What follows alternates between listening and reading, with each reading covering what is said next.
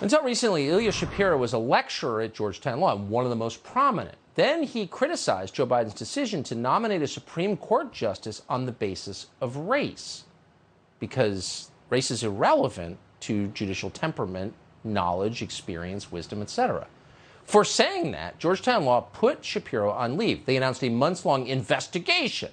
Now, the probe ultimately cleared Shapiro on a technicality, but he says he's leaving the school anyway. We are honored to have Ilya Shapiro, formerly of Georgetown Law. He's the author of Supreme Disorder, Judicial Nominations, The Politics of America's Highest Court. Ilya Shapiro joins us. Thank you very much for coming on. A lot of people followed this outside the legal world, outside the world of Georgetown. Are we leaving anything out? Was your crime just pointing out that race is irrelevant to whether a judge is good or not? Look, I had a tweet that I didn't phrase as well as I would have liked. I'm sure all of us are guilty of that at one time or another. My underlying point is exactly as you stated, and I think it was unreasonable or with bad faith to read it as being misogynistic or racist.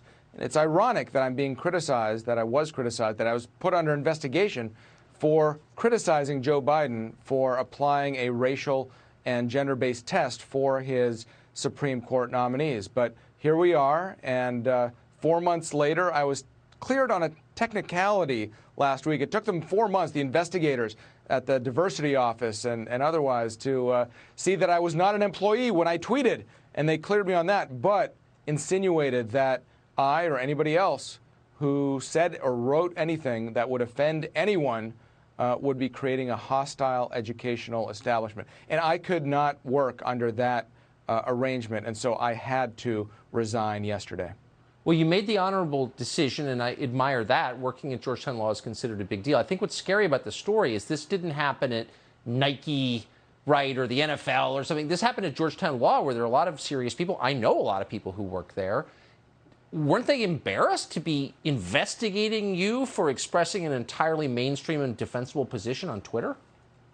I mean, I'm not going to speak for anyone else, but I think nationwide, and at Georgetown specifically, there are a lot of cowardly administrators who refuse to stand up to the activist, radical, woke mob who insists that there is no deviation from a progressive orthodoxy. I mean, contrary to the diversity, equity, inclusion offices that have proliferated throughout the land, they're discouraging intellectual diversity, preventing equal opportunity, and excluding any voices that would dissent from the prevailing view. So I've been really disappointed. I'm sad that this has all happened. I don't think I was naive, but I mean, it's really, really bad. If I don't think any faculty member, staff member, student at such an institution can really thrive because there's a sword of Damocles, and that's why I left. I could not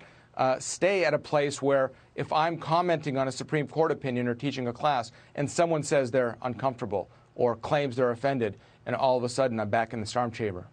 Yeah. I mean, that's the end of a great American institution after hundreds of years, and it's bigger even than your particular case. It says something really ominous, I think, and I appreciate you being willing to talk about it and the principled stand that you have taken. And to let you know, Tucker, my next move, I'm now going to be the director of constitutional studies at the Manhattan Institute, which is a wonderful organization based in New York. I'm going to stay in the D.C. area, in Northern Virginia, where I live.